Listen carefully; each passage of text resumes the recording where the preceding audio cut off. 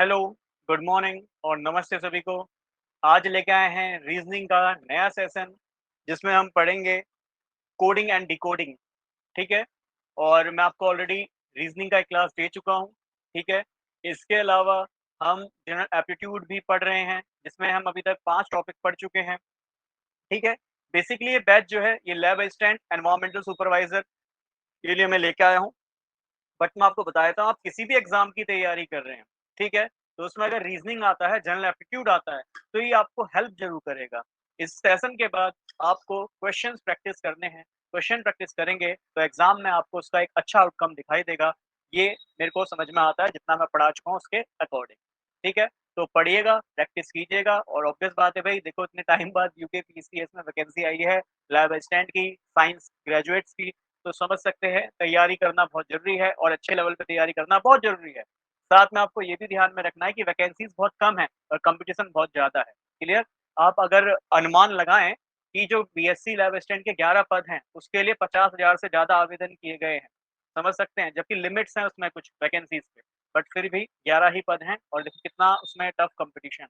ठीक है? कॉम्पिटिशन को बीट करना है तो ऑब्वियस बात है थोड़ा अच्छे लेवल पे तैयारी करनी है। ऐसे ही एनवायरमेंटल सुपरवाइज़र में आपने देखा 55 ही पद आए हैं, 55 पोस्ट ही हैं, ठीक है ना? तो भैया मेहनत कीजिए अच्छे से। ऐसे ही लैब असिस्टेंट के जो नए पद आए हैं, उसमें केवल 18 ही वैकेंसीज़ हैं, ठीक है? तो जो अच्छे लेवल पे मेहनत करेगा, उसी का सिलेक्शन होगा और ये रीज़निंग हो गया, जनरल एप्टीट्यूड हो गया, कोई ऐसी चीज़ नहीं है कि बार-बार पढ़ी जाए। ये एक बार अच्छे से पढ़ी जाए, क्वेश्चन्स लगाए जाएँ, कांसेप्ट आ गया है, तो उसको बस क्या करें, एग्ज़ाम से पहले एक बार रिवीज़न करके जाएँ। ये ऐसा नहीं है कि एक बार जो है आप मेरी क्लास से सीख रहे हो, एक बार किन्हीं और टीचर की क्लास से सीख रहे हो, फिर किसी और टीचर की क्लास से सीख रहे हो, तो उसका कोई भी बेनिफिट नहीं रह जाता है। रीज़निंग का मतलब मैंने आपको ऑलरेडी बताया था, बस कांसेप्ट समझिए, फिर तो रीज़निंग तर्क शक्ति है। आप का दिमाग किस तरीके से सोच पाता है, उसी को हम तर्क शक्ति कहते हैं, रीज़निंग कहते हैं, ठीक है? तो कांसेप्ट हर जगह एक जैसा ही मिलेगा, ठीक है? हो सकता है 2-4 कांसेप्ट कोई फालतू पढ़ा दे, 2-4 कांसेप्ट कोई कम पढ़ा दे, बट उन कांसेप्ट से ही सारा रीज़निंग समझ में आ जाता है। तो इतनी बात हमें यहाँ से समझ में आती है। क्लियर?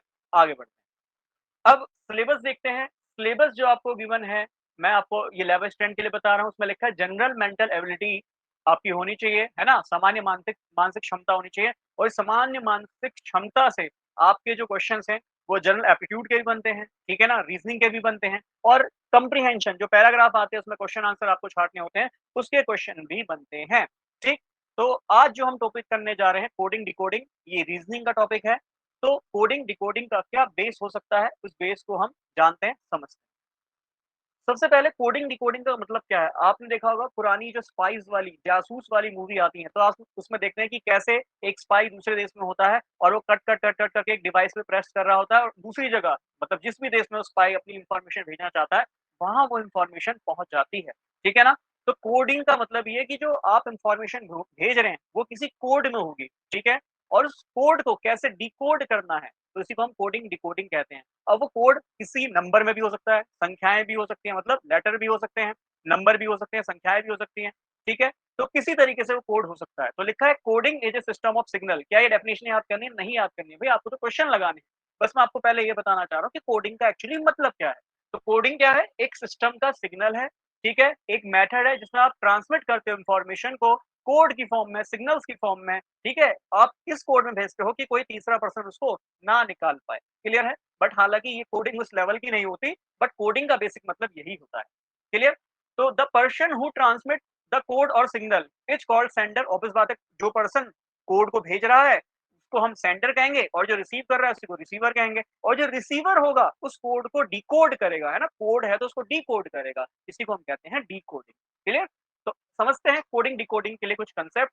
सबसे पहले देखो, अंग्रेजी में हमारे पास लेटर्स होते हैं, है ना? अंग्रेजी के लेटर्स, लेटर्स में जनरली कोडिंग भेजी जाती है, तो वो लेटर कौन-कौन से होते हैं? आप जानते हैं ए, बी, ठीक है? सी हो गया, डी हो गया। अब पहले ए-बी-सी-डी आप सभी जानते हैं भई, ये हमारे लेटर हैं।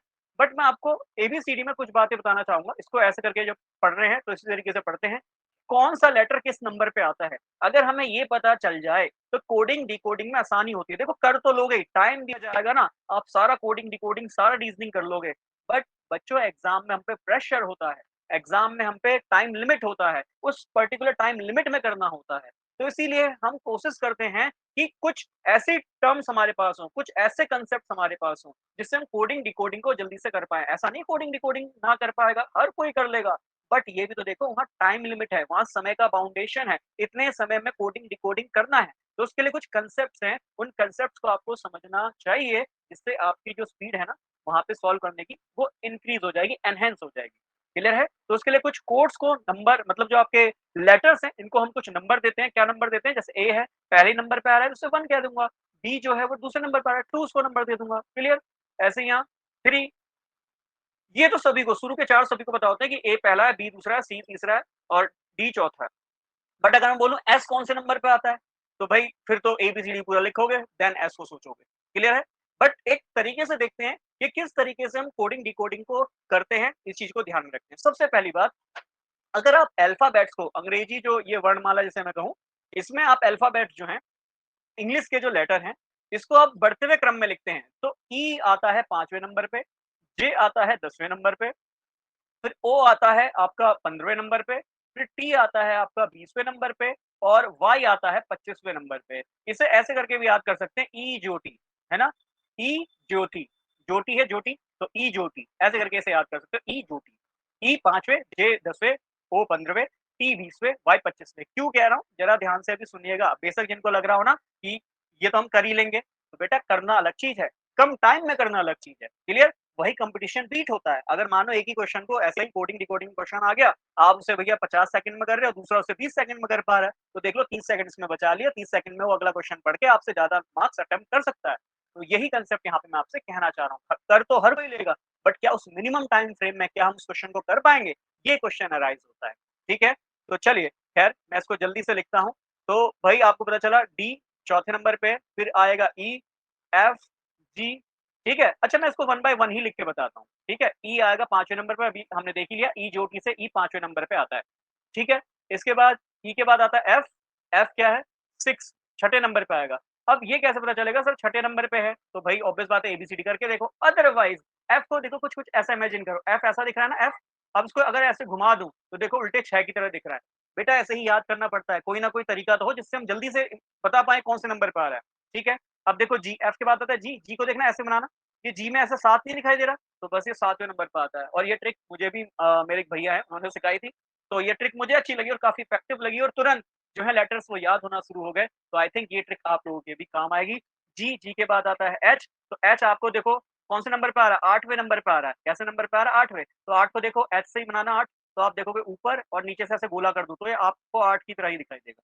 तो ऐसे करके इमेजिन करना है कि एच, एच क्या है? 8वें नंबर 8 की तरह दिखाई दे रहा है। इमेजिन करो बस माइंड में फीड कर लो, तो तुरंत आपको नज़र आएगा, फिर एबीसीडी लिखने की ज़रूरत नहीं है, तुरंत एच पूछा जाएगा, एच कहोगे सर एच तो 8वें नंबर पे आ रहा है, क्लियर?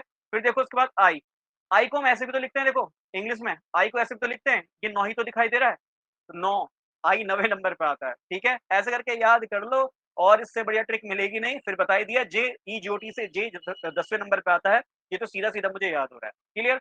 जे के बाद क्या आएगा? के आएगा, ठीक है? अच्छा के को कैसे याद करूँगा? तो किंग्स 11 पंजाब, है ना टीम? किंग्स 11 के 11 तो ऐसे करके याद कर सकते हो।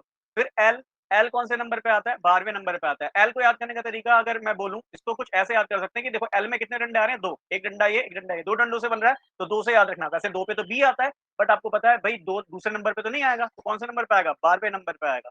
ऐसे करके इसको याद करना है। देखो कोई ना कोई तरीका तो रखना ही पड़ेगा, क्लियर है? तो ये तरीका सबसे बेस्ट है याद करने का। फिर देखो एम, एम अगर इसी एम को ऐसे तिरछा करके बना दूँ, 3 दिखाई दे रहा है, बस ये 13वें नंबर पे आता है, ऐसे करके याद कर लो। ठीक है? ये एन, एन है ना एन, तो एन को देखो 1 को अलग कर लो और एन का ये वाला पॉइंट अलग कर लो, तो 4 की तरह दिखाई दे रहा है। रोमन नंबर में जैसे 4 लिखते हैं, तो तुरंत याद आएगा भाई 14वें नंबर पे होगा, क्योंकि भाई चौथे नंबर पे तो हो नहीं सकता, चौथे नंबर पे तो डी होता है। क्लियर? फिर ओ, ओ तो बता ही दिया, ओ है 15, ठीक? फिर है पी, भाई पीने काफ़ी लोग 16 साल में पीना शुरू कर दे रहे हैं, आजकल की यंग जनरेशन 16 साल में ही पीना शुरू कर दे रहे हैं। तो पी 16 मतलब पीने की उम्र 16 नहीं है, ये ध्यान में रखना है। तो पी जैसे दिमाग में आए पीना, पीना 16 में नहीं पीना है भैया, ठीक है? ऐसे तो पीना ही नहीं है, बट 16 वाले बच्चे जो आजकल यंग जनरेशन 16 साल में पीना शुरू कर रही है, तो भैया वो बहुत ही एब्सर्ड है, बेतुका है, तो पीना नहीं है 16 में, ये ध्यान रखना, ठीक है? फिर इसके बाद क्यू, क्यू में भी देखो अगर क्यू को ऐसे बनाओ थोड़ा नीचे को, डिज़ाइन में क्यू, भाई ऐसा कुछ नहीं है, आप मत बनाओ, बट एक बात तो करो, सोचो कि आप कैसे क्यू को याद करोगे, 17वें नंबर पे आ रहा है, रटोगे क्या? नहीं, तो एक डिज़ाइन फॉर्म में इसको याद कर सकते हो, क्यू है, जैसे जी को नीचे को बनाया, ऐसे क्यू को नीचे को बना के देखना और तुरंत याद आएगा 17, हाँ भई 17वें नंबर पे है, ठीक है? फिर इसके बाद आता है आर, और आप जानते हैं हमें ज़्यादातर राइट 18 में मिलते हैं ना, घर से बाहर जाने, वैसे फंडामेंटल राइट की बात नहीं कर रहा मैं बात कर रहा हूँ, अच्छा फंडामेंटल राइट से याद आया, आपको मैं जनरल जनरल एप्टीट्यूड भी पढ़ा चुका हूँ और जनरल जो आपका स्टडीज़ है वो भी पढ़ा चुका हूँ, उसमें ज्योग्राफी, पॉलिटी और उसके अलावा बेसिक कंप्यूटर एप्लीकेशन भी मैं आपको पढ़ा चुका हूँ, जो कि आपको लैब असिस्टेंट, एनवायरमेंटल सुपरवाइजर में हेल्प करेगा और इसके लिए सेपरेट प्लेलिस्ट मैं बना चुका हूँ, देख लेना। रीजनिंग की अलग प्लेलिस्ट होगी, जनरल एप्टीट्यूड की अलग होगी, जनरल स्टडीज की अलग होगी, जो केमिस्ट्री से तैयारी कर रहे हैं। अच्छा केमिस्ट्री की मैं बात बोलूँ, तो देखो केमिस्ट्री के लिए थोड़ा-सा एक मैं यहाँ पे ब्रेक दे रहा हूँ। केमिस्ट्री के लिए मैं बता चुका हूँ, जो बीएससी लैब असिस्टेंट वाले पद हैं, उसके लिए अगर आप test series, live classes join करना चाहते हैं, बैच है मात्र ₹99 में। इसके अलावा जो बीएससी लैब असिस्टेंट केमिस्ट्री के जो नए पद आए हैं, जिसमें 18 पद हैं, उसका जो बैच है ₹299 का है। रिकॉर्डेड क्लास मिलेंगी, प्रीवियस ईयर क्वेश्चन मिलेंगे, हर चैप्टर के बाद क्वेश्चन प्रैक्टिस के लिए दिए जाएँगे, प्लस प्लस आपको प्रीवियस ईयर क्वेश्चन्स कराए जाएँगे और एग्ज़ाम में जाने से पहले आपको संपूर्ण टेस्ट सीरीज़ भी दी जाएगी, जीएस की 100 मार्क्स की और जो आपका केमिस्ट्री है, इसकी 200 मार्क्स की जो है, कम से कम मैं मान के चलता हूँ 5 से 6 आपको कंप्लीट टेस्ट दिए जाएँगे, जो कि आपको एक स्पेसिफिक टाइम फ्रेम में कंप्लीट करने होंगे, ठीक है? चलिए, तो ये था कोर्स के लिए, आगे देखते हैं। और कोर्स अगर जिसको ज्वाइन करना है, टेलीग्राम में लिंक टेलीग्राम का लिंक गिवन होगा डिस्क्रिप्शन में, एक बार ज़रूर वीडियो के नीचे देखिएगा, डिस्क्रिप्शन होता है, वहाँ पे आपको लिंक गिवन होगा। उसके अलावा गूगल फॉर्म भी दिया होगा, ताकि आप गूगल फॉर्म में एक्यूरेट डाटा हमें लिख के भेजें कि भई आपको जो तैयारी है वो हिंदी मीडियम में करनी है, इंग्लिश मीडियम में करनी है, ठीक है? या अगर आपकी कोई क्वेरीज़ हैं, तो वो भी आप गूगल फॉर्म के थ्रू पूछ सकते हैं। अदरवाइज़ टेलीग्राम ग्रुप है, उसमें भी बहुत सारी इन्फॉर्मेशन आपको मिल जाएगी। क्लियर है? तो पी, क्यू, आर, फिर इसके बाद कौन आएगा? एस। तो एस एस मान लो कोई भी आपका फ्रेंड है, किसी भी नाम से मान लो, चाहे सतीश मान लो, ठीक है ना? सतीश है, आपकी जनरेशन का है, तो 19 साल उसकी एज है। इसको ऐसे करके याद कर सकते हो। जैसे हमारे ही क्लासमेट में, बैचमेट में एक लड़की थी, सालू, तो हम उसके नाम से याद कर लेते हैं कि हाँ भाई, इनकी एज 19 है। उस टाइम पे एज हमारी भी 19 थी, तो मतलब उसी एज के अप्रॉक्स से हमने इस तरीके से याद कर लिया था। क्लियर? और वैसे भी अगर आर आपको पता है कि भाई राइट 18 में आ गए, तो आर के बाद एस आता है, ऐसे करके भी याद कर सकते हो, ठीक है? इसके बाद टी, देखो ईजीओटी टी20 पे आ रहा था, तो उसको टी20 ऐसे भी याद कर सकते हो, टी20 मैच है ना, टी20 ऐसे करके भी याद कर सकते हो। क्लियर है? फिर इसके बाद कौन आता है? यू, ठीक है? तो अंडर 21 ऐसे करके भी याद कर सकते हो, अदरवाइज़ यू 21 आता है। फिर वी, वी में देखो कितने डंडे हैं? 2, तो भैया ऑब्वियस बात है 12वें नंबर पे नहीं आएगा, दूसरे नंबर पे नहीं आएगा, तो ऑब्वियस है इसका 22वां नंबर होगा। क्लियर है? फिर इसके बाद डब्लू, तो देखो डब्लू कैसा दिखाई दे रहा है? ऐसे 3 की तरह दिखाई दे रहा है, तो बस 23वें नंबर पे है। सेम ऐसे ही याद करना है, सिंपल सा ट्रिक है, ठीक है? फिर यू, वी, डब्लू, फिर बोलो कौन आएगा? एक्स, तो देखो एक्स में कितने कौन है? 1, 2, 3, 4 ऐसे करके ही याद करो, कितने? 24, ठीक है? फिर वाई बता ही दिया 25 और जो अंग्रेजी अल्फ़ाबेट या इंग्लिश अल्फ़ाबेट का जो लास्ट अक्षर आता है जेड, वो 26वें नंबर पे होता है। तो आई थिंक ये याद करने की ट्रिक आपको याद हो गई होगी, इसे एक बार याद ज़रूर कीजिएगा, इससे आपको एग्ज़ाम में बहुत हेल्प मिलेगी और जो आपके क्वेश्चन्स हैं, वो बहुत फ़ास्ट सॉल्व हो भी रहे होंगे और अभी देखेंगे भी कि किस तरीके से हमारे क्वेश्चन्स ये सॉल्व हो रहे होंगे बाय दिस ट्रिक, ठीक है? तो ये चीज़ आपको यहाँ पे ध्यान में रखनी है। क्लियर? अब ज़रा बात को समझना कि अगर मैं देखो ये ऐसे एबीसीडी लिखता हूँ, ए, बी, ये लिखता हूँ सी, डी, ई, एफ, जी, एच, आई, जे, के, एल, एम, ठीक है? और देखो एबीसीडी ने हमारा पीछा ही नहीं छोड़ा। अभी तक बिल्कुल हमारे गले पे अटकी पड़ी है एबीसीडी, है ना? बट कोडिंग डिकोडिंग होती है इससे। फिर इसके बाद एन, ओ, इससे P, Q, R, S, T, U, V, W, X, ठीक है? इसी तरीके से लिख देता हूँ एक्स, ये हो गया वाई, ये हो गया जेड। ये क्या लिखवा रहे हो सर? आपको अगर आप देखो एबीसीडी शुरू कर रहे हो ए से, मतलब अल्फाबेट को बढ़ते हुए क्रम में पढ़ रहे हो, 1 2 3 4 है ना? एबीसीडी की टर्म में पढ़ रहे हो, तो ए पहला अक्षर आएगा। अगर मैं कहूँ आप अल्फाबेट को उल्टे से पढ़ना शुरू कर रहे हो, तो जेड पहला अक्षर होगा। ये बहुत सरल सी बात है, क्लियर? अगर मैं कहूँ भाई ए के विपरीत कौन-सा शब्द होगा, कौन-सा जो है लेटर होगा, तो आप कहोगे सर ए के विपरीत जेड होगा, क्लियर है? ऐसे बी के विपरीत कौन-सा होगा? मतलब बी अगर इधर से दूसरे नंबर पे आ रहा है, तो उल्टी गिनती में दूसरे नंबर पे कौन आ रहा होगा? वाई आ रहा होगा। बहुत सरल सी बात है, उल्टी गिनती नहीं कहूँगा, उल्टे लेटर्स कहूँगा। अगर लेटर्स को उल्टा अरेंज कर दिया जाए, Z X Z Y X W करके अरेंज कर दिया जाए। क्लियर? ऐसे ही देखो तीसरा अगर सी आ रहा होगा तो यहाँ एक्स आ रहा होगा। बहुत सरल सी बात है। क्लियर? तो अगर मैं कहूँ आपको निकालनी है किसी लेटर की, कोई भी अंग्रेजी लेटर है, इंग्लिश लेटर है और उसकी बैकवर्ड पोजीशन निकालनी है। कौन सी निकालनी है? बैकवर्ड, उल्टी तरफ से उसकी कौन सी पोजीशन होगी। ठीक है, मान लो उल्टे तरफ से अरेंज कर दिया, मैं बोल रहा हूँ एबीसीडी उल्टा करके लिख दी, Z Y X W U V T S R Q, इस तरीके से आपने जो है अंग्रेजी अल्फाबेट लिखे हैं। ठीक, अपोजिट उससे अब मैं बोलूँ जेड कौन से नंबर पे आएगा, तो कहेंगे सर जेड पहले नंबर पे आएगा। क्लियर? तो बैकवर्ड पोजीशन से किसी भी संख्या को निकालना है तो आपको करना है 27 में से बस उसकी जो फॉरवर्ड पोजीशन है उसको माइनस कर दीजिए। 27 में से उसकी फॉरवर्ड पोजीशन को माइनस कर दीजिए। ठीक है, जैसे फॉर एग्जांपल मैं कहूँ उल्टा लिख रहा हूँ लेटर्स को, Z Y X W B U T S R, उल्टा करके अल्फाबेट्स को अरेंज कर रहा हूँ। मैं बोल रहा हूँ अब बताओ ए कौन से स्थान पे आएगा, ए कौन से स्थान पे आएगा, तो भाई ए 27 में क्या करोगे, माइनस कर दोगे ए फॉरवर्ड, ए की आगे से कौन सी पोजीशन आती है भाई, आगे से अगर सीधी तरफ लिख रहा हूँ तो ए की पहली पोजीशन आती है 27 में से एक गया 26, तो दैट मींस उल्टा लेटर लिखने पे, उल्टे लेटर्स लिखने पे ए जो है वो 26वें स्थान पे आएगा। आई थिंक इतनी बात भी आपको क्लियर हो रही होगी। क्लियर है? अब यहाँ पे चलते-चलते एक चीज़ और याद कर लेना, अगर 2 लेटर जस्ट एक दूसरे के अपोज़िट हैं, तो उनका सम हमेशा 27 आएगा। क्या कह रहा हूँ? कि भाई इसी को उल्टा करके लिख दो कि अगर कोई बैकवर्ड पोज़ीशन वाला है, भाई ये माइनस का है, इक्वल टू किधर भेजना? प्लस पोज़ीशन प्लस हो जाएगा। फॉरवर्ड पोज़ीशन मतलब बैकवर्ड और फॉरवर्ड पोज़ीशन का सम हमेशा कितना आएगा? 27 आएगा। या ये भी कह सकता हूँ कि अगर 2 लेटर का सम 27 आ रहा है तो दैट मीन्स वो एक दूसरे के उल्टे हैं। मतलब एक अगर सीधे तरफ से आ रहा है नंबर पे, मतलब सीधे तरफ से, जैसे ई को देख लो, एग्जांपल के तौर पे ई देख लो। ई अगर इधर से चल रहा हूँ, ए बी सी डी जैसे लिखी रहती है वैसे ही चल रहा हूँ, तो ई आता है 5वें नंबर पे। क्लियर है? अगर यहाँ उल्टे ए बी सी डी को उल्टे टर्म से चल रहा हूँ तो Z Y X W V जो है वी जो है 5वें नंबर पे आएगा उल्टे तरफ से। क्लियर है?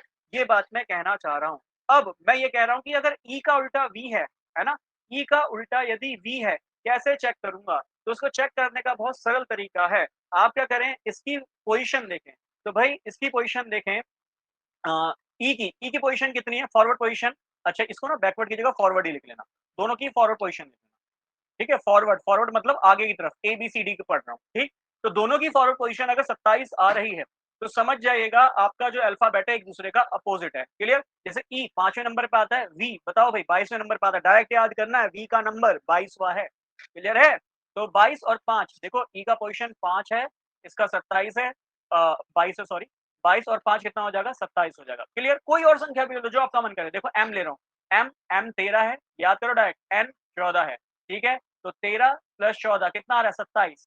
तो अगर 2 लेटर लिखे हैं, दोनों का योग 27 आ रहा है, तो दैट मीन्स दोनों एक-दूसरे के उल्टी होंगे, है ना? दोनों एक-दूसरे के अपोज़िट होंगे। अपोज़िट होने का मतलब क्या है कि अगर एम फॉरवर्ड डायरेक्शन से 13वें नंबर पे आ रहा है, तो एन बैकवर्ड डायरेक्शन से 13वें नंबर पे आ रहा होगा। आई थिंक इतने कंसेप्ट आपके क्लियर हुए। क्लियर है? बहुत सिंपल कंसेप्ट हैं ये, जो आपको ध्यान में रखना है। क्लियर? अब जरा देखना, अगर मान लो मैं एबीसीडी लिख रहा हूँ, क्या सर एबीसीडी पढ़ाए जा रहे हो? ये तो हम ऐसे ही कर लेंगे। बिल्कुल कर लोगे, मुझे पूर्ण विश्वास है। अगर ए से बी में जाना है तो आप कहोगे भाई +1 कर दो। बी से सी में जाना है +1 कर दो। सी से डी में जाना है +1 कर दो। आगे जाना है +1 कर दो। मान लो ई से डायरेक्ट आई में जाना है तो देखो आई, ई से आई में जा रहा हूँ तो 1 2 3 +3 कर रहा हूँ। क्लियर है? अगर इसको डिजिट वाइज़ देखो तो ई आता है 5वें नंबर पे। क्लियर? आई आता है बोलो कौन से? 9वें नंबर पे। अब ये +3 नहीं हो रहा है। अगर मैं इस डिजिट से देखूँ, तो डिजिट से आप क्या कर रहे हो? +4 कर रहे हो, 5 + 4 तब ये 9 आ रहा है, ना कि 3 कर रहे हो। बेटा यही कांसेप्ट है, एग्ज़ाम में यही गलतियाँ करते हैं। क्लियर है? तो कितना जोड़ के आ रहा है? तो देखो 1 2 3, 3 कहाँ से? एफ से जोड़ने पे आ रहा है, पर ई से जोड़ोगे तो ई से कितने नंबर पे आ रहा है? 4 जोड़ने पे आ रहा है। ये चीज़ आपको ध्यान में रखनी है। क्लियर है? एग्ज़ाम में यही बहुत सारी गड़बड़ हम करते हैं, जो हमें गड़बड़ नहीं करनी है, हमें क्वेश्चन गलत नहीं करना है। ठीक है? तो आई थिंक इतने कांसेप्ट आपके क्लियर होंगे। जल्दी से मुझे बताना डब्ल्यू कौन से नंबर पे आता है?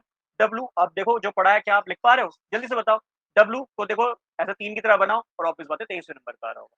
क्लियर है? बोलो एस कौन से नंबर पे आ रहा है? याद है 19 नंबर पे। टी 20 याद है? टी 20 नंबर पे आ रहा है। क्लियर? एल कौन से नंबर पे आ रहा है? देखो 2 डंडे मतलब 12वें नंबर पे आ रहा है। क्लियर है? आई कौन से नंबर पे आ रहा है? आई ऐसे नहीं पढ़ना, आई को ऐसे बनाना है। देखो 9 बन रहा है, 9वें नंबर पे आ रहा है। क्लियर है? एच कौन से नंबर पे आ रहा है? तो एच को ऐसे-ऐसे बना के देखना, 8 8वें नंबर पे आ रहा है। ऐसे ही सोचना है तुरंत अल्फाबेट को, और ये कोई बड़ी बात नहीं इसलिए ऐसे समझाया था। बताना क्यू, क्यू कौन से नंबर पर आ रहा है? याद है क्यू को 7 की तरह बनाया था, 17वें नंबर पे आ रहा है, खत्म हो गई बात ही। ठीक है, वाई ई जो टी, वाई सर आपने बताया 25वें नंबर पे आ रहा है, तुरंत अल्फाबेट याद हो जाने चाहिए सारे के सारे। एक्स कौन से नंबर पे आ रहा है? सर ये 4 कौन है? 24वें नंबर पे आ रहा है, ऐसी आपने ट्रिक बताई थी। तुरंत आपको आंसर देना है। एन कौन से नंबर पे आ रहा है? तो सर एन में 4 दिखाई दे रहा है मुझे, तो रोमन नंबर वाला 4, तो 14वें नंबर पे आ रहा है, तुरंत कहानी होनी चाहिए। क्लियर है? क्वेश्चन तुरंत होना चाहिए। पी, पी पीना नहीं है 16 में, तो पी 16, 16 नंबर पे आ रहा है, ऐसे ही करना है। ठीक है, अगर मैं बोलूं पी अंग्रेजी अल्फाबेट में उल्टे से कौन सी साइड पे आएगा? तो बस 27 में से क्या करना है? 16 को माइनस कर देना है, कितना आ जाएगा? 90 नंबर पे आ जाएगा। तो पी अल्फाबेट को अगर उल्टा अरेंज करा जाए तो पी 90 नंबर पे आता है। ऐसे क्वेश्चन भी एग्जाम में डायरेक्ट पूछ लिए जाते हैं, या ऐसा कंसेप्ट भी एग्जाम में डायरेक्ट लग रहा होता है। क्लियर है? तो ये सिंपल सिंपल से कंसेप्ट है जो आपको समझ में आ गए होंगे। अब सॉरी, इन कंसेप्ट को क्वेश्चंस पे भी लगाते हैं। सॉरी। तो सबसे पहले है एक सर्टेन कोड है जिसमें लेक, एल ए के ई, लेक को मैं लिख पा रहा हूं ओ जेड पी बी से। ठीक है, तो कह रहा है मैं बैक को किससे लिखूंगा? अभी समझा रहा हूं इसलिए टाइम लग रहा है, अदरवाइज टाइम नहीं लगना चाहिए। तुरंत बताओ ये कौन सा नंबर पे आ रहा है? 12वें नंबर पे आ रहा है। ये कौन से नंबर पे आ रहा है? पहले। ये कौन सा किंग्स 11 याद है? ई 5वें नंबर पे आता है। ठीक है, नंबर मैंने दिया, जल्दी से लिख के, जल्दी से नंबर लिख दो। ओ कौन से नंबर पे आ रहा है? ओ आ रहा है 15वें नंबर पे। जेड लास्ट है 26, पी 16, पीने की उम्र 16, वी 2 डंडे मतलब 22। डायरेक्ट करना चाहिए। ठीक, क्लियर है? डायरेक्ट कंसेप्ट समझ में आना चाहिए। अब देखो इनका सम देखो भाई, ऑब्वियस बात है, कह रहा है अगर लेक को मैं लिख पा रहा हूँ ओ जेड पीवी से, lake is written as, lake को लिखा जाता है, लेक को मैं अगर ओ जेड पीवी लिख रहा हूँ, तो कह रहा है बैक को मैं कैसे लिखूंगा? तो जरा समझो पहले इनके बीच में रिलेशन क्या है, कि लेक और ओपी ओ जेड पीवी को कैसे आपने रिलेट करा है। आपने सर ऐसे रिलेट करा है कि इनका सम देखो, 12 और 15 कितना है? 27, ए 26 और 1 कितना है? 27, 16 और 11 कितना है? 27, 22 और 5 कितना है? 27। मतलब दिमाग में तुरंत क्लिक होना चाहिए कि सर इन सभी का सम 27 आ रहा है। दैट मीन्स अगर ये सीधी तरफ से 12वें नंबर पे है तो ये उल्टे तरफ से 12वें नंबर पे है। इतना कंसेप्ट समझ में आ रहा होगा। तो दैट मीन्स एल और ओ एक दूसरे के उल्टे हैं। मतलब एल सीधी तरफ से जब लेटर्स को लिखता हूं तो 12वें नंबर पे आता है, और ओ उल्टी तरफ से लिखने पे 12वें नंबर पे आ रहा है। दैट मीन्स दोनों अपोजिट हैं। क्लियर है? अब फिर याद कीजिए, ये देखना यहाँ, ये बनाया था, ये सीधे तरफ वाला और फिर ये उल्टे तरफ वाला। तो देखना जरा कौन किसका उल्टा आ रहा है। तो देखो एल का उल्टा ओ आ रहा है कि नहीं? यही तो पढ़ाया था। फिर ए का उल्टा जेड आ रहा है, वही लिखा हुआ है वहां पे कोड। फिर उसके बाद क्या दिया? के का उल्टा क्या है? पी है। और फिर उसके बाद क्या दिया? ई का उल्टा वी है। तो वहां पे कोड क्या बना है जरा देखना, सेम कोड यही बना है। क्या बना है? O Z P V. Clear है? तो बैक का क्या बनेगा? तुरंत दिमाग में आना चाहिए, बैक बी आ रहा है, बी सोच के देखो, बी आ रहा है, बी मतलब दूसरे नंबर पे, ए पहले नंबर वाला, सी तीसरे नंबर वाला, के किंग्स 11। याद कीजिए, इतनी बात समझ में आ रही होगी। तो दैट मीन्स यहाँ पे वो डिजिट होनी चाहिए, क्योंकि यहाँ भी देखो इनका जब सम 27 आया था, तो यहाँ जो आप लेटर लिखोगे उनका सम भी 27 आना चाहिए। तो ये दूसरे नंबर पे है, तो कौन सा लेटर लिखूंगा जिसका 27 आ जाए? तो दैट मीन्स वो 25वां होना चाहिए। और 25वें नंबर पे क्या आता है? वाई आता है, तुरंत दिमाग में आना चाहिए। क्यों? क्योंकि 25 और 2 27। ऐसे ही करना होता है। फिर ये ए है, ए का उल्टा जेड है, वो तो यहाँ से ही पता चल रहा है कि ए का उल्टा जेड है। अब जरा देखना वाई जेड से मेरे दो ऑप्शन तुरंत ही कट गए, दो ऑप्शन तुरंत ही कट गए। एग्जाम में ऐसे ही करना होता है कि वाई देखा, पहले वाले को देख लो, वाई दो ऑप्शन कट गए, फिर वाई और जेड दोनों में कॉमन आ रहा है, फिर अगला लेटर जैसे ही मुझे पता चलेगा, क्योंकि अगले लेटर में यहाँ एक्स आ रहा है, यहाँ पी आ रहा है, तो अगले लेटर से ही मेरा आंसर हो जाएगा, उससे अगले वाले को सॉल्व करने की जरूरत भी नहीं है। एग्जाम में ऐसे ही करना होता है। समझा रहा हूँ इसलिए टाइम लग रहा है, एग्जाम में टाइम नहीं लगना चाहिए इस क्वेश्चन में। ठीक है, सी तीसरे नंबर पे कितना जोड़ू? 24वां नंबर। 24वां नंबर पे कौन आता है? एक्स आता है, तो भैया यहाँ एक्स वाला ऑप्शन हो जाएगा। ठीक है, तो अगला तो पी होगा ही होगा, वैसे भी देख लो ये 11 है, तो भैया 16वें नंबर वाला आना चाहिए, क्योंकि इन सबका सम भी कितना आना चाहिए? 27 आना चाहिए। एग्जाम में तुरंत नंबर देना है, और नंबर देने में कितना टाइम लगेगा? अगर 4 वर्ड है, 4 सेकंड भी दे रहे हो, 4 और 4 ये 8 हो गए, ऐसी 4 और 4 8, 8 8 16 सेकंड हो गए, और फिर 20 सेकंड में क्वेश्चन हो जाएगा कि 4 सेकंड में आप तुरंत रिलेट कर लोगे 27 27 27, इनको भी 27 बनाना है। खत्म हो गई बात। 20 सेकंड का क्वेश्चन, अगर आप बहुत कहते हैं ना, अगर बिल्कुल बेसिक लर्नर भी हो, तो इसको अगर आप अच्छे से करके जा रहे हो तो 20 सेकंड में कर लोगे। अदरवाइज इसको तो डायरेक्ट यहीं पे सॉल्व कर सकते हैं कि क्या लिखा हुआ है। क्लियर है? अगला क्वेश्चन देखें। चलो, पिक्चर है PICTURE, पिक्चर है, कितना है? QHDSVQF। ठीक है, जल्दी से इनका नंबर लिख दो। ठीक है, तो अगर इसका नंबर लिख दूं, बोलो 16, आई मतलब 9 दिख रहा है, सी मतलब 3 दिख रहा है, टी मतलब 20, टी 20, यू अंडर 21 है ना, आर राइट मिलता है 18 में, ई 5 तुरंत याद करना है, एफ एफ कैसे दिख रहा है 6 की तरह, क्यू देखो 7 दिख रहा है 17, वी 2 डंडे 22, एस 19, डी चौथा नंबर, एच 8 की तरह दिख रहा है, क्यू 17 दिख रहा है, यस। तो अब 16 से देखो ऊपर से नीचे +1 हो रहा है, उल्टा देखना -1 हो रहा है, 8 और 1 9 है ना, ऊपर से नीचे मैं कह सकता हूँ, या मैं कहूँ नीचे से ऊपर +1 हो रहा है, तो एरो ढंग से बना लेना, ऊपर से नीचे +1, नीचे से फिर ऊपर +1 ऐसे हो रहा है, फिर ऊपर से नीचे +1, नीचे से ऊपर +1, समझ में आ गया ऑर्डर कि एक बार ऊपर से नीचे +1 हो रहा है, फिर आगे नीचे से ऊपर +1 हो रहा है, ऑर्डर यही दिख रहा है साफ साफ 21 22 +1, तो इतने से ही ऑर्डर समझ में आ गया मुझे क्या बैठ रहा है, ठीक है।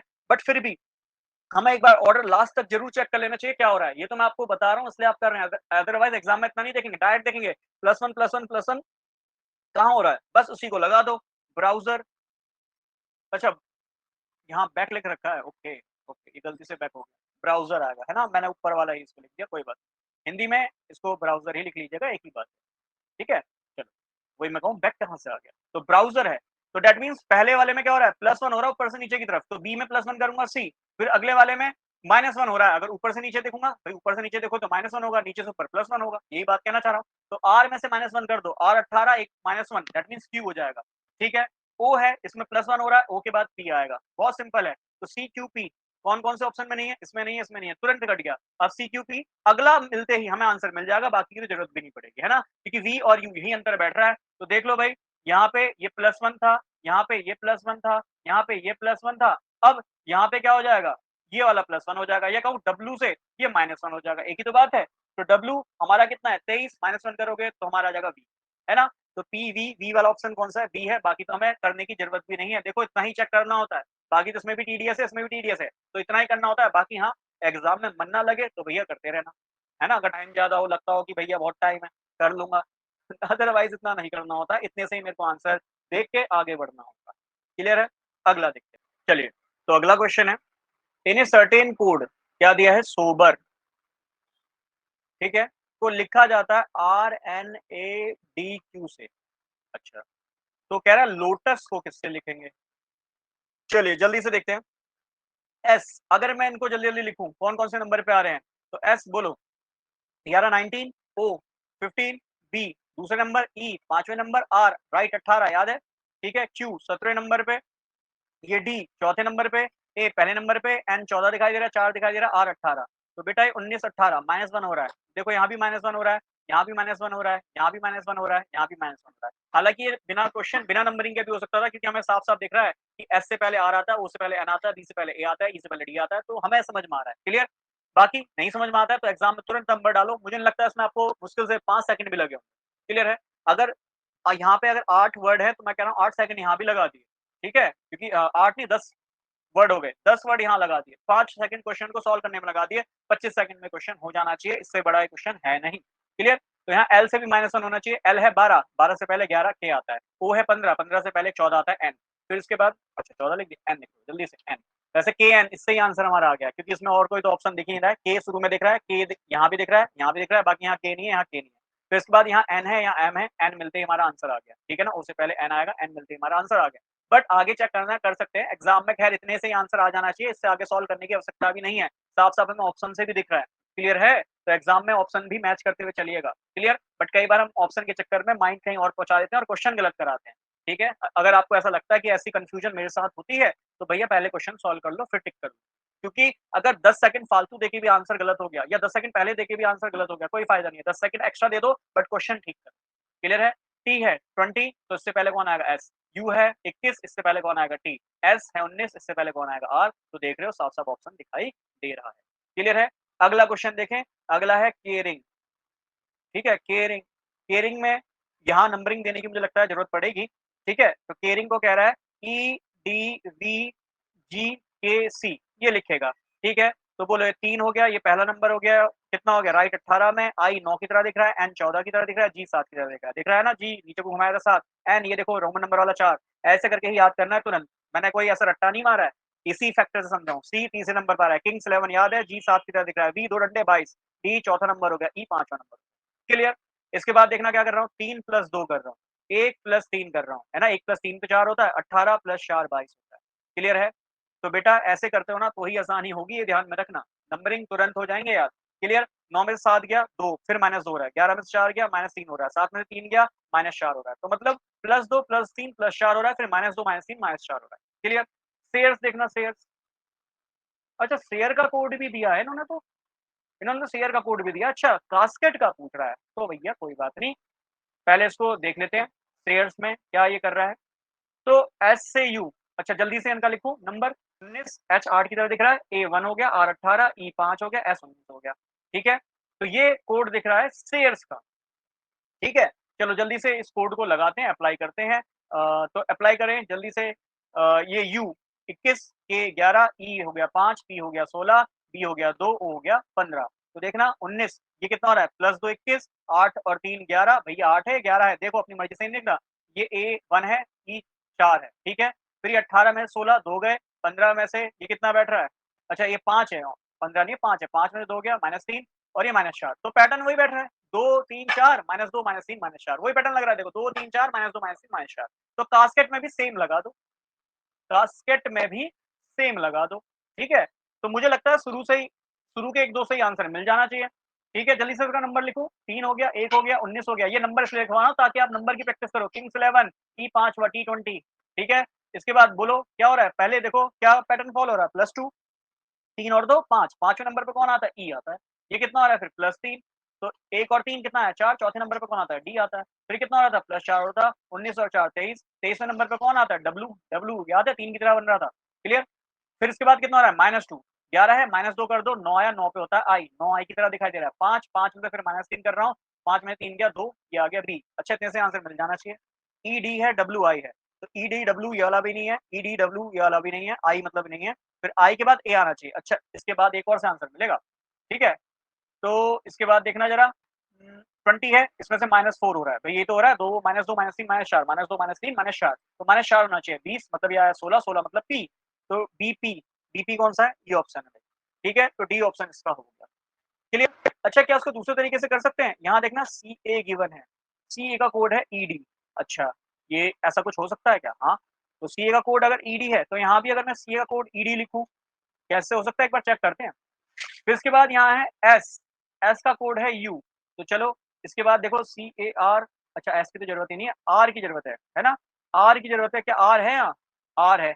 आर का कोड देखना क्या है, आर का कोड पी है, तो भाई आर का कोड में यहाँ पी लिख दूं, नहीं नहीं इससे नहीं बैठेगा, नहीं बैठ रहा भाई, फिर गलत गलत क्यों करें, पूरा ही करते हैं जैसे इसमें पैटर्न आ रहा है। ठीक है, थोड़ा लेंथी क्वेश्चन था, बड़ा क्वेश्चन था, बट मुझे लगता है अगर इसमें टाइम, उसमें 25 सेकंड लग रहा है, तो अगर आप थोड़ा सा स्लो भी करते हैं तो मुझे लगता है 50 सेकंड में क्वेश्चन हो जाना चाहिए।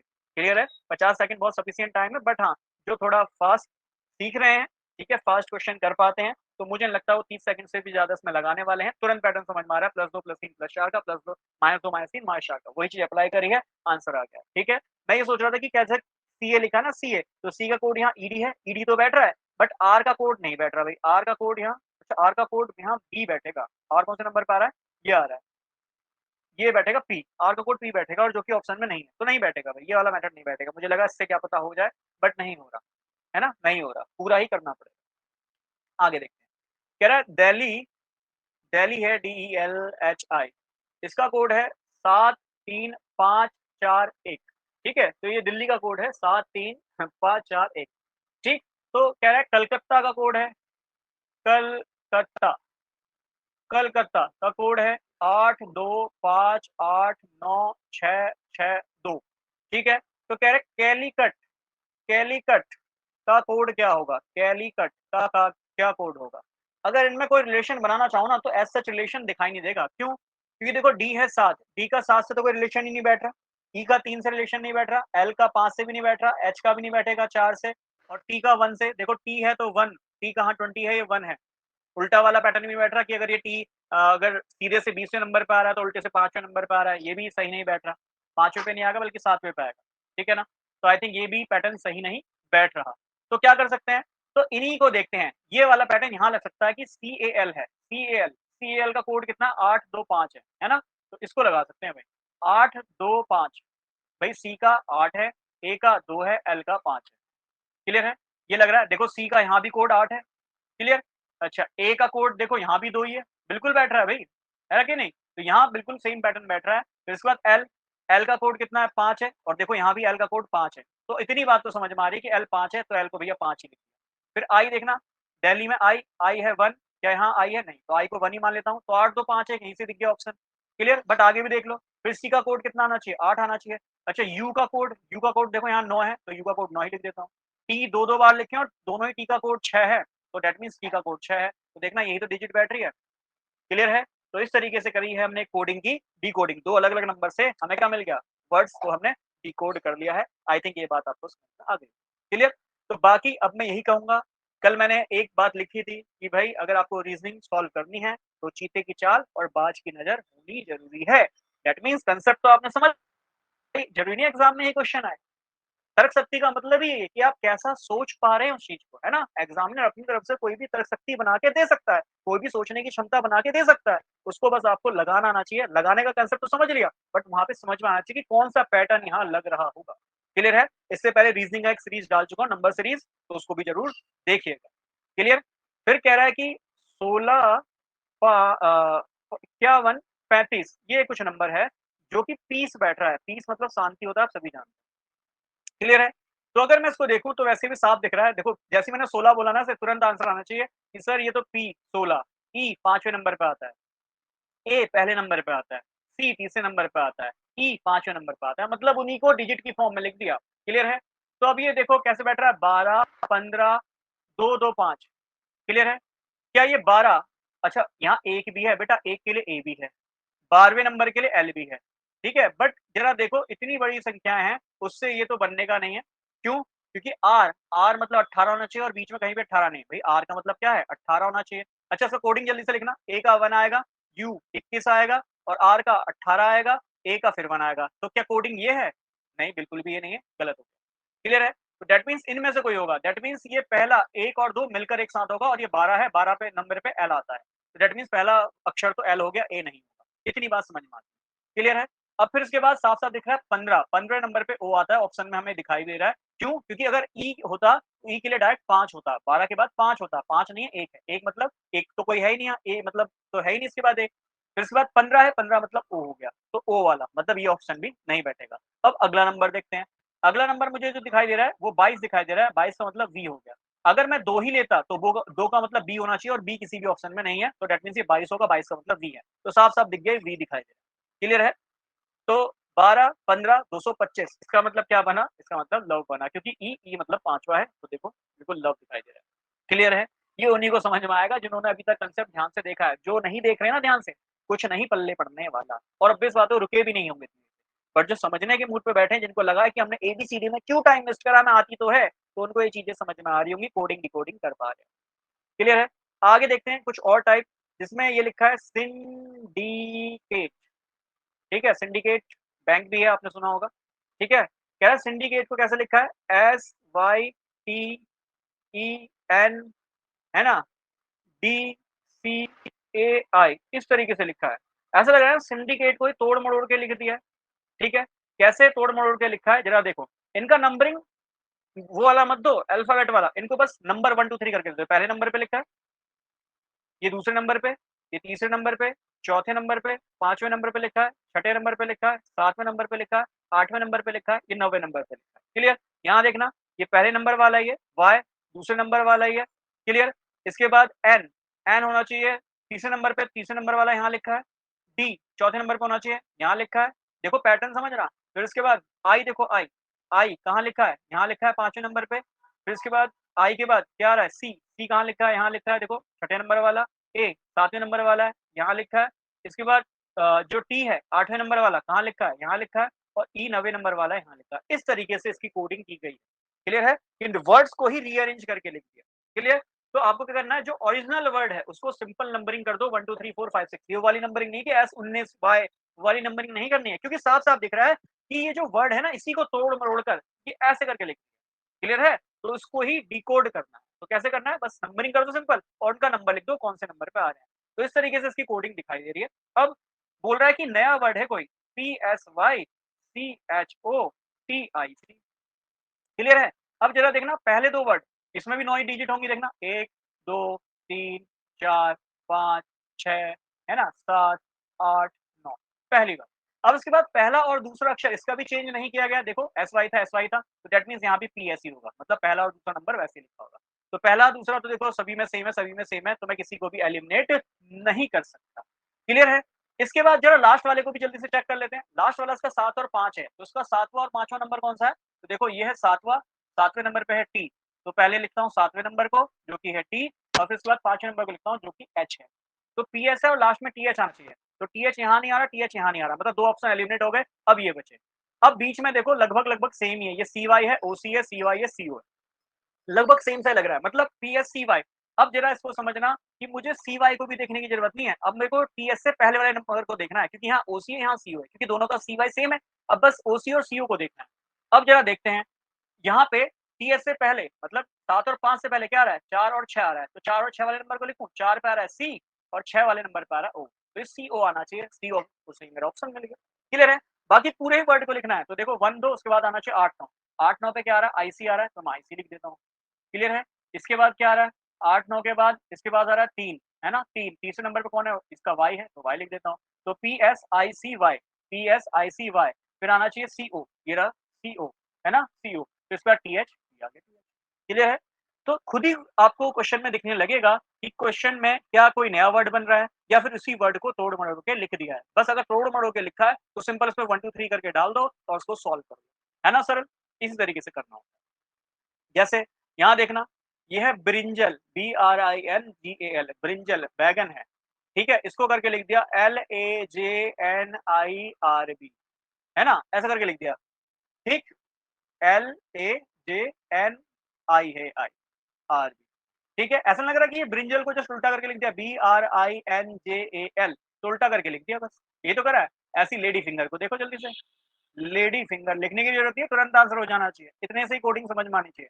देखो ये ब्रिंजल है, B R I N J L, just उसका उल्टा स्पेलिंग उल्टा करके लिख दिया, बी देखो यहाँ कर दिया, आई दे सॉरी आर है, आर देखो यहाँ कर दिया, आई देखो यहाँ कर दिया, एन देखो ये रहा, जे देखो ये रहा, ए देखो ये रहा और एल देखो ये रहा, उल्टा करके लिख दिया। ऐसी लेडी फिंगर को लिखो, क्या लिखा जाएगा, R E G N I F Y D A L, है ना, इस तरीके से आना चाहिए। कहाँ दिख रहा है, आर ई दिखना चाहिए, आर ई तो कहाँ दिख रहा है, यहाँ दिख रहा है बस, आर ई, बाकी यहाँ आर ई नहीं दिख रहा है, यहाँ नहीं दिख रहा है, यहाँ नहीं दिख रहा है, तो are E G N I, है ना, F Y D A L, ये रहा, बिल्कुल सी ऑप्शन। क्लियर है? तो इस तरीके से कोडिंग डिकोडिंग देखने को मिलती है, ध्यान से समझिएगा। अब ये कैसा क्वेश्चन है, इसने बोला है रीजन, रीजन को नंबर दिया है 5, अच्छा 5 नंबर दिए रीजन को, बिलीव्ड को दिए हैं नंबर 7, ठीक है, तो कह रहा है गवर्नमेंट को कितने नंबर देगा, ऐसा क्वेश्चन, ठीक है, गवर्नमेंट को कितने नंबर देगा। तो कैसे इस क्वेश्चन को करें, इसमें तो कोई ट्रिक भी नहीं लग रहा कि इन सबको जोड़ के साथ ले आओ या डिवाइड करके साथ ले आओ, है ना। तो इसमें जो सिंपल ट्रिक ये लग रहा है, ये लग रहा है, देखो रीजन में कितने संख्या है, 6 संख्याएं हैं, है ना, मतलब 6 संख्याएं नहीं कहूंगा, इंग्लिश के लेटर्स हैं, तो 6 इंग्लिश के लेटर हैं, और यहाँ कितना दिया है, उसमें से एक कम, तो 6 माइनस 1 दिया है, ऐसे तो पैटर्न दिख रहा है। अब देखना यहाँ कितने आपके इंग्लिश के लेटर है, ये अल्फाबेट्स हैं, 1 2 3 4 5 6 7 8, बिल्कुल यहाँ भी 8 है, 8 माइनस 1 हो रहा है। तो कंसेप्ट समझ में आया कि यहाँ 6 माइनस 1 हो रहा है, मतलब जितने लेटर हैं उसमें से -1 हो रहा है, वही इसके यहाँ इक्वल में दिया है, ऐसे 8 माइनस 1, तो यहाँ भी जितने लेटर होंगे, मतलब n-1 करके यहाँ पे फॉर्मूला लग रहा है, तो जितने लेटर होंगे उसमें से -1 कर देंगे, वही आंसर होगा। तो गवर्नमेंट में कितने लेटर बन रहे हैं, 1 2 3 4 5 6 7 8 9 10, तो 10 माइनस 1 आंसर कितना आना चाहिए, 9 आना चाहिए, सी ऑप्शन इसका आंसर हो जाएगा। क्लियर है? तो हर तरीके से सोचना है कि रीजनिंग कैसे पूछी जाती है। क्लियर? आगे देखना, राजू भैया हैं, राजू भैया हैं, इनको कोड दिया गया है 11 12 13 14, जंक हैं, इनको कोड दिया गया है 13 14 10 और 9। क्लियर? फिर आपसे पूछा है रैंक का, रैंक का, रैंक को क्या लिखोगे? तो देखना, जब राजू है तो आर यहाँ हो गया 18, यहाँ 11, यहाँ 1 12, यहाँ जे, जे याद है कितना, ई ज्योति जे 10वां नंबर है ना, तो 10वां 13वां और यहाँ यू 21 और ये 14, ऐसा कोई नंबर रिलेशन बैठ नहीं पा रहा कि माइनस प्लस कर दूं तो कुछ बैठेगा। और देखो यहाँ भी जे 13 है ना, यू 21 14, यू का 14, ये चलो यहाँ, फिर एन, एन का यहाँ पे कितना हो गया बोलो, 15 हो गया, 14 हो गया, यहाँ 10 हो गया, तो ऐसा भी कोई रिलेशन एज सच बैठ नहीं पा रहा, है ना? तो ये गड़बड़ बैठ रही है, तो ऐसे में कैसे करेंगे? तो अगर राजू और जंग को देखूं, तो मुझे एक सिमिलैरिटी दिख रही है कि जे का यहाँ पे कोड 13 है और यू का कोड 14 है, यहाँ भी जे का कोड 13 है, यू का कोड 14 है, मतलब जे और यू का कोड बराबर है। तो अगर जे और यू का कोड बराबर होगा तो आर ए और एन के यही तो मिल रहा है। तो आर का कोड कितना हो गया 11 हो गया, ए का कोड कितना हो गया 12, एन का कोड कितना हो गया 10 और के का कोड कितना हो गया 9। तो 11 12 10 9 ये आंसर हो जाना चाहिए। क्लियर है? इसमें एज सच कोई पैटर्न नहीं लगा, बस ये पैटर्न लग रहा है कि जे और यू जो दिए हैं इनका कोड सेम है। तो अगर जे और यू का कोड सेम है तो आर ए और एन के का भी कोड सेम होगा। तो आर का कोड 11 ए का कोड 12, समझ में आ गई होगी आगे की कहानी। क्लियर है? आगे बढ़ते हैं। कह रहा है एक्ने कोई वर्ड है ना? एक्ने कितना कोड है 1 3 14 और 5। ये तो साफ साफ दिख रहा है, A1 है, C3 है, N14 है, E5 तो सिंपल ही हो गया। बॉयल कितना होगा? तो बॉयल है 2, O है 15, है ना, I है 9 और L कितना दिखाई दे रहा है 12, 2 डंडे 12, O 15 होता ही है। तो भाई बताना कितना है 2 15 9 12, 2 15 9 12 इसका राइट आंसर हो जाएगा। क्लियर है? तो सिंपल था। अच्छा ये देखना CAT कैट, कैट को उसने दिए हैं 12 नंबर। अच्छा ये कैसे दिए हैं जोड़ के देखेंगे बार, जोड़ के भी शायद नहीं आएगा। तो चलो देखते हैं क्या बनता है। सी तीसरा नंबर हो गया, ए पहला नंबर हो गया, T20 ये कितना आ गया 24 आ गया। अच्छा इसका आधा हो रहा है, 24 का आधा 12, ऐसे ही 12 आ सकता है और तो कोई पैटर्न बन नहीं रहा 12 आने का, है ना। चलो देखते हैं ऑप्शन में क्या मैन का बनेगा। ठीक है एम, एम याद है 3 की तरह 13 प्लस ए 1 हो गया, एन एन हो गया 14, 14 14 28, 28 का भी आधा करके देखना 14, 14 ऑप्शन में है हाँ जी बिल्कुल बैठ रहा है, पैटर्न सही बैठ रहा है, 14 यहाँ पे आंसर बन जाएगा। क्लियर है? तो हर तरीके से सोच के देखना है। एक और देखना बॉय, बॉय 21 दिया है, बॉय 21 दिया है। अच्छा बॉय 21 दिया है, कैसे दिया जरा देखें।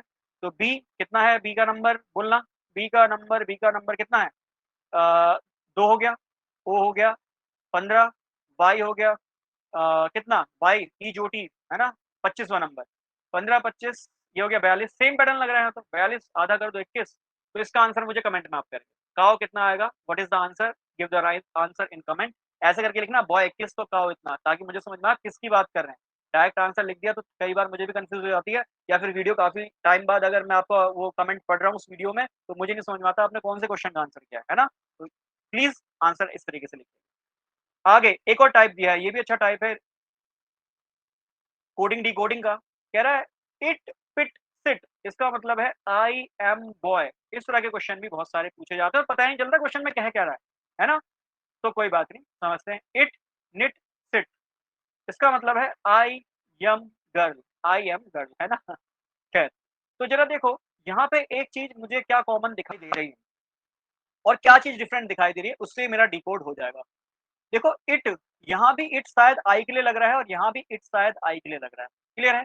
बट यहाँ सिट बॉय के लिए लग रहा है और यहाँ सिट गर्ल के लिए लग रहा है। मतलब सिट ना ही बॉय के लिए ना गर्ल के लिए, तो पक्का पता चल गया क्योंकि भाई सिट एक ही वर्ड दो अलग अलग संख्याओं के लिए नहीं हो सकता कोडिंग डिकोडिंग में। ये चीज आपको पहले तो ध्यान में रखनी है, सिंपल। क्लियर है? हो सकता है वो अलग क्वेश्चन होंगे, पैटर्न वहां अलग होगा, बट इस पैटर्न के अकॉर्डिंग मुझे जो दिख रहा है कि सिट बॉय के लिए भी सिट गर्ल के लिए भी, दैट मीन सिट ना ही बॉय के लिए ना ही गर्ल के लिए, क्योंकि एक वर्ड दोनों के लिए नहीं दिख रहा। तो सिट किसके लिए हो सकता है, देखो सिट यहाँ एम के लिए हो सकता है क्योंकि सिट यहाँ भी एम के लिए दिखाई दे रहा है। इतनी बात तो समझ में आ गई। क्लियर है?